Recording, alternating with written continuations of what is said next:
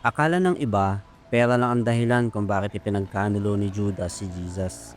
Pero what if, hindi lang greed, kundi disappointment? Ngayong Holy Wednesday, pag-usapan natin 3 possible reasons why Judas betrayed Jesus. At bakit dapat tayo mag-ingat? Reason number 1, yes, may greed. Pero hindi lang yon. Totoo naman, 30 pieces of silver ang kapalit. Pero tanong, kung pera lang ang habol niya, bakit pa niya isinauli yun? In Matthew 27:3, when Judas saw that Jesus was condemned, he was seized with remorse and returned the silver. Ibig sabihin, hindi lang pera ang ugat ng betrayal, may mas malalim pa. Reason number 2, Judas was possibly disappointed. Maraming Hudyo noon ang umaasa ng Messiah na political king, yung magpapalaya sa Israel mula sa Rome. Pero si Jesus, sumakay sa donkey, naglingkod sa mga makasalanan, preacher ng kapayapaan, hindi rebellion. Baka si Judas tulad ng iba na dismaya. Akala ko siya na. Pero bakit ganito? In Proverbs 19:21, many are the plans in a person's heart, but it is the Lord's purpose that prevails.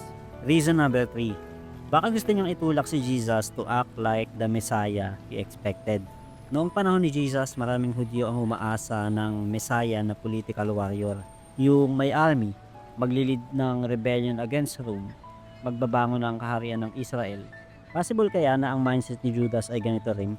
Na nung pinagtaksilan niya si Jesus, baka iniisip niya kapag inaresto siya, baka doon na siya lumaban. In other words, baka gusto lang niyang i-force ang hand ni Jesus na ipakita na siya ang Messiah na inaasahan nila.